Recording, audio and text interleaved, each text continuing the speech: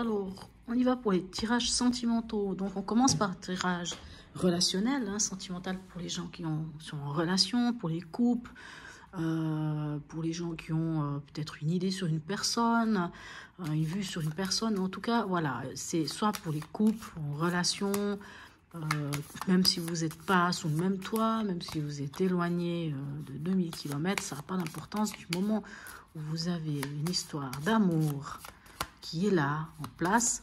Le tirage est pour vous. Et tout à l'heure, juste après, je fais un tirage. Je dirais que c'est pour les célibataires et c'est aussi pour... Enfin, c'est un tirage de vie émotionnelle. Hein, on va dire c'est plus... ça va aussi pour les gens qui sont en couple, d'ailleurs. Hein, c'est un tirage, je trouve, très intéressant parce que, justement, ça vient donner d'autres informations et ça vient travailler sur, encore sur autre chose. Allons voir quel signe on va traiter. Alors, hop, on va parler des vierges. Alors, vos amis vierges, qu'est-ce qui vous attend ce mois-ci? Alors, on va voir à la coupe. Qu'est-ce qu'on a pour vous? Je regardais parce que j'ai cru que c'était à l'envers. Mais je déteste les cartes. Enfin, je déteste pas. J'utilise des fois les cartes à l'envers, mais pas là, en l'occurrence. Hein. Ça peut m'arriver, mais je ne le fais pas souvent. Puisque selon la place où la carte est là, elle est interprétée comme une carte qui serait à l'envers. Allons voir, pour vous, mes amis vierges, ascendant vierge, qu'est-ce qu'on a? Alors, qu'est-ce qu'on a à la coupe? On a la roue de fortune et on a l'impératrice, mais c'est magnifique. Hein, la roue de fortune nous invite à démarrer un nouveau cycle. Et l'impératrice vous dit que vous êtes bien dans votre basket, hein, c'est le féminin sacré, c'est la créativité, on est créateur de sa propre vie, c'est magnifique. L'impératrice peut aussi nous parler de communication. Allons voir comment ça se passe pour vous en tant que couple. Allez, je vais juste les mélanger une petite fois comme ça, et puis après, on fera le reste. Tellement grandes ces cartes, hein. J'ai toujours énormément de peine à les mélanger, vous n'avez pas idée. Ouais, je ne suis pas la personne la plus douée. Hein. Bon, c'était pas une top idée. Des fois, j'y arrive mieux que ça. Bon, c'est pas grave. Bon, vous avez vu à quel point je suis pas très douée. Hein. Vous ferez pas attention à ma voix. Je suis malade et puis ça fait. C'est pas pour rien que j'ai pas fait tous ces tirages tous ces jours parce que j'avais même de la fièvre, j'étais pas au top. Ah, on dit ce satané Covid qui est revenu. Voilà, cette fois, au moins pas aussi fort que la première fois que je l'ai eu. Donc, voilà. Bon, on fait avec. Et puis, voilà. Et là, j'arrive à les refaire, ces tirages. Je suis là pour vous quand même, voyez. Alors, on va voir. Pour nos amis vierges, ascendant, vierges, signe lunaire en vierge. Mais dis donc, elles ont quoi, les cartes, là? Elles ont l'air d'avoir envie de dire beaucoup de choses. Allons voir ça. Qu'est-ce qu'elles ont à raconter? L'état d'esprit du partenaire. On a le 7 des étoiles, c'est-à-dire 7 de bâton. Oui, c'est juste. J'étais en train de réfléchir. 7 de bâton. Donc, le partenaire, il est quand même en position où il... vous savez, le 7 de bâton, on peut parler d'endurance, de persévérance. Donc, ce qui veut dire... Dans une histoire de couple, hein, ça veut dire aussi que le partenaire, il est... Alors, ça peut être deux choses. Soit il est dans une position où il défend ses valeurs, où en tout cas, il a besoin de parler de ses valeurs, et pour lui ou pour elle, c'est important. Maintenant, le 7 de bâton, il peut aussi nous dire, la personne croit en votre histoire, en votre couple, hein, et est prêt en tout cas à faire le nécessaire, à persévérer dans tout ce qui se passe entre vous deux. Votre état d'esprit à vous. 4 des anges, c'est le 4 d'épée. Alors vous êtes fatigué. Quelque chose vous a fatigué. Vous savez, le 4 d'épée, c'est le repos du guerrier. Donc, quelque chose vous a fatigué. Le mois passé, sans doute, il y a eu quelques petits tiraillements, quelque chose qui vous a chicané, et vous êtes fatigué. Et le 4 des anges vous invite quelque part à vous mettre dans cette position, hein, de vous recroqueviller un peu comme l'enfant et de retrouver l'enfant intérieur en vous. Retrouver ce point, vous savez, j'ai presque envie de dire ce point de grâce en vous, cet endroit où vous vous sentez bien. Alors, quelle est la problématique ou qu'est-ce que vous devez dépasser? Qu'est-ce qu'il y a à dépasser dans votre histoire? On a le 3 des étoiles, oui, 3 de bâton. Ce que vous avez à dépasser, c'est qu'il vous faut vous projeter. Voilà. L'important, c'est de vous projeter. Alors, apparemment, votre partenaire n'a pas trop de soucis avec ça. Je pense que pour lui, c'est pas trop compliqué. Vous avez peut-être un peu plus de peine. Allons voir qu'est-ce qui va vous aider. La force, ce qui va vous aider, ben oui, c'est la force, c'est l'homéostasie, c'est de trouver l'équilibre, hein, c'est de trouver l'équilibre en vous, entre vous deux aussi, hein, c'est de trouver cet équilibre entre vous deux, c'est de vous rendre compte quand même que vous êtes un couple solide, c'est ça. Qu'est-ce qui vous aiderait pas, ou sur quoi vous devriez faire attention? Le mental. Le 8 des anges, c'est le 8 d'épée, c'est le mental. Et c'est plus le mental des autres que le vôtre. C'est le vôtre aussi dans le sens que, vous savez, le 8 d'épée, j'ai toujours l'image du Rider-Waite, c'est lequel déjà? Attendez. Je ne me souviens plus, je vais le retrouver.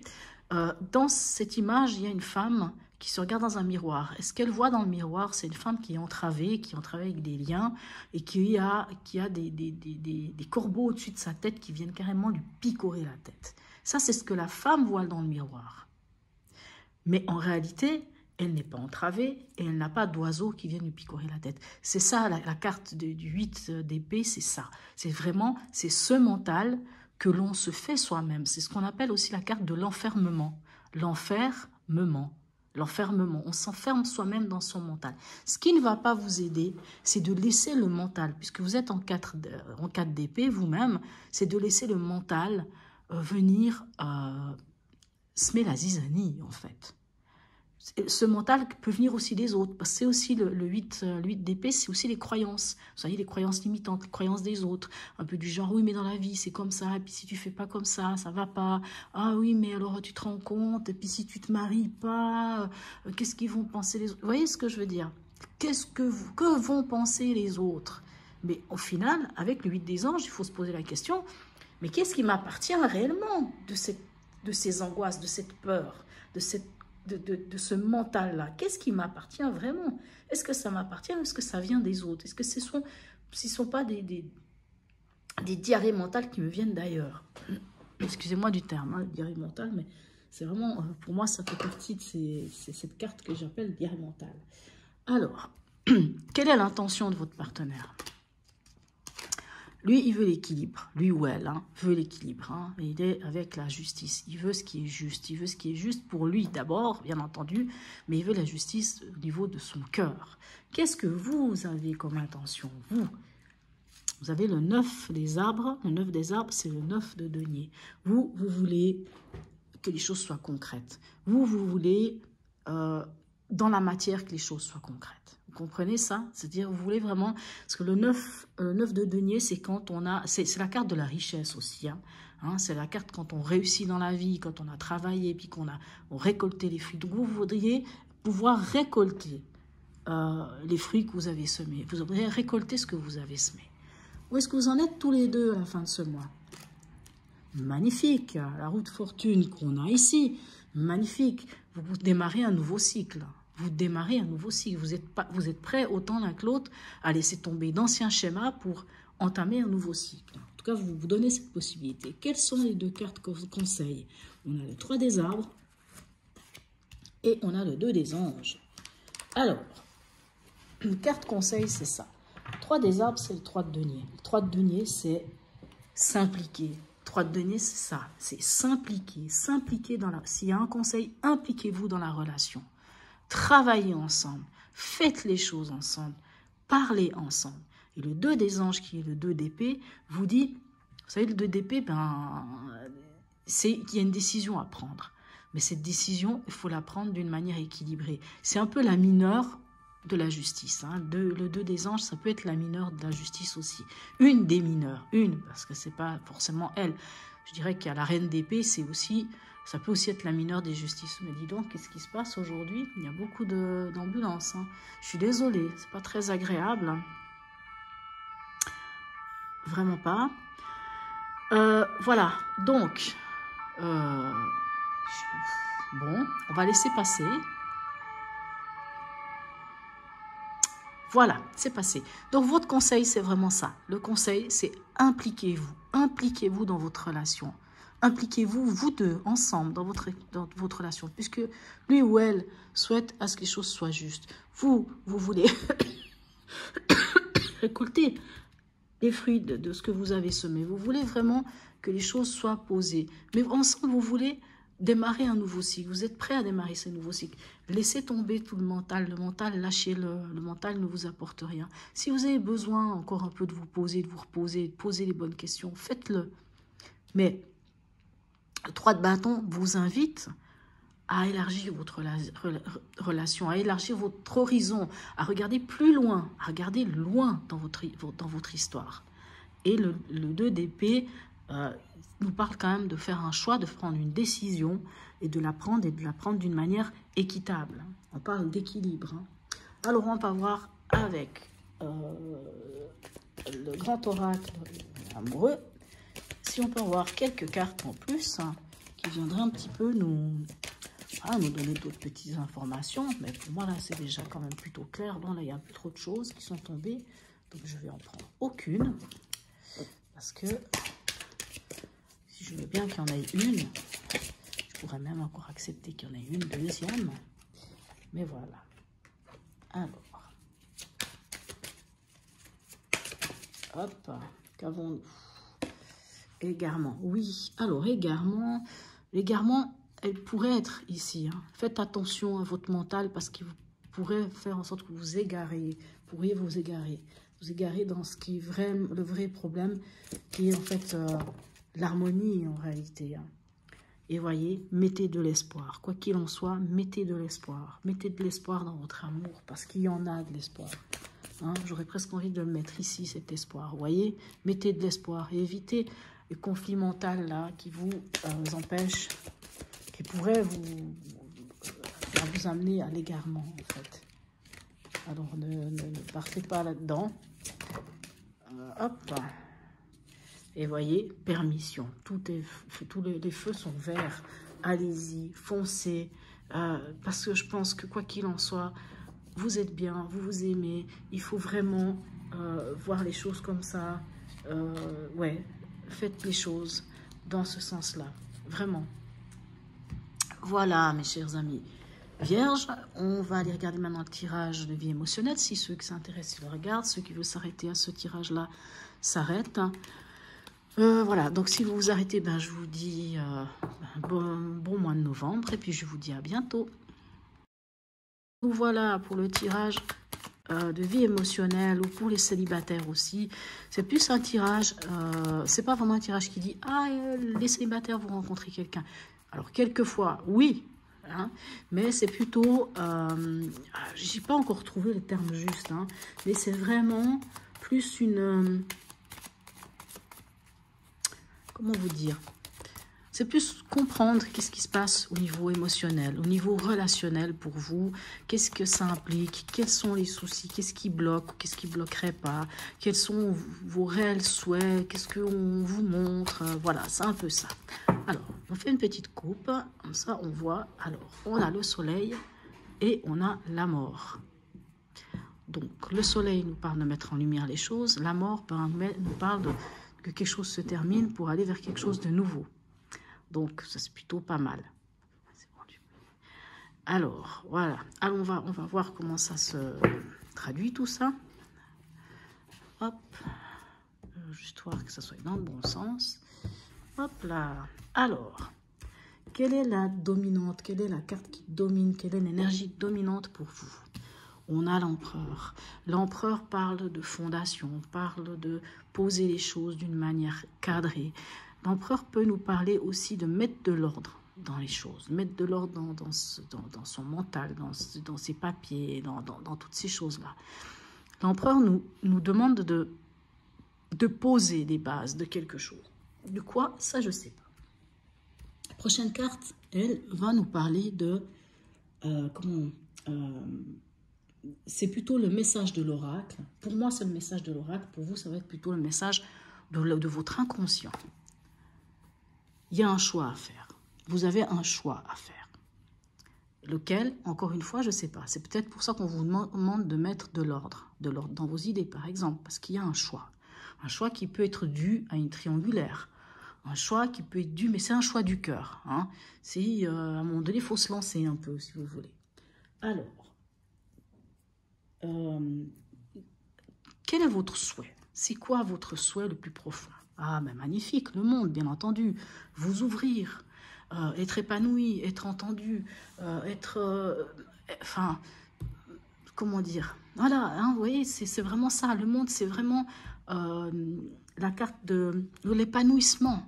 C'est d'être épanoui, d'être bien, d'être ouvert, de construire des choses, mais de voir en grand. Mais qu'est-ce qui bloque? Qu'est-ce qui bloque? Qu'est-ce qui vous empêche de le faire? Ben, vous manquez d'espoir. Vous n'osez pas, vous n'avez pas confiance à votre bonne étoile. Vous n'avez pas confiance à votre bonne étoile. Vous n'avez pas suffisamment foi en vous ou aux autres, je ne sais pas. Mais vous n'avez pas foi en quelque chose. Qu'est-ce qui vient vers vous? Donc, ce qui vient vers vous, c'est ce qui vient vers vous et comment avancer. Hein? Qu'est-ce qui vient vers vous? Ah, on a la mort. Hein? Vous avez vu tout à l'heure dans la coupe, on avait la mort. Donc, on l'avait déjà. Donc, la mort ou l'arcane sans nom. Donc, qu'est-ce qui vient vers vous? C'est une très belle carte, hein, je vais vous dire. Hein. Ce qui vient vers vous, c'est la fin de quelque chose. Et c'est une renaissance. C'est une transformation. C'est... Hein, vous voyez cette carte, pour ça je la trouve magnifique, c'est chenille, hein, elle devient papillon. Vous voyez, vous étiez chenille, vous allez devenir papillon. C'est ça qui vient vers vous, c'est un renouveau. C'est pas une renaissance, c'est vraiment une résurrection même, on peut dire.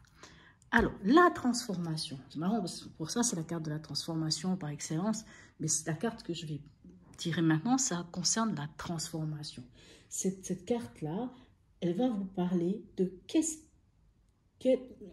c'est un peu la baguette magique. Hein. C'est quoi qui va faire que les choses vont se transformer pour vous, que ce soit dans vos relations aux autres, l'opportunité, quelle opportunité vous allez avoir pour modifier quelque chose. C'est quoi cette carte de la transformation pour vous? On a la papesse. La papesse, elle vous dit, mais connaissez-vous. Connaissez-vous vous-même, entrez en vous-même, allez lire ce livre qui est là, qui est le livre de votre vie, parce que vous savez, vous connaissez les choses. Voyez? Alors ça, c'est une belle carte de transformation. Et cette carte-là va aussi vous dire, ayez confiance en votre intuition. Cette carte, c'est ça qu'elle vous dit. Ce qui va vous transformer même par rapport aux autres, aux relations aux autres, si vous avez de la peine à rencontrer quelqu'un ou si vous avez de la peine à faire confiance aux gens, vous n'avez pas foi en vous parce que vous n'avez pas confiance en vous, parce que vous doutez de vous pour x, y raison, vous avez peur de faire le mauvais choix, ben, on vous dit, connectez-vous à votre intuition.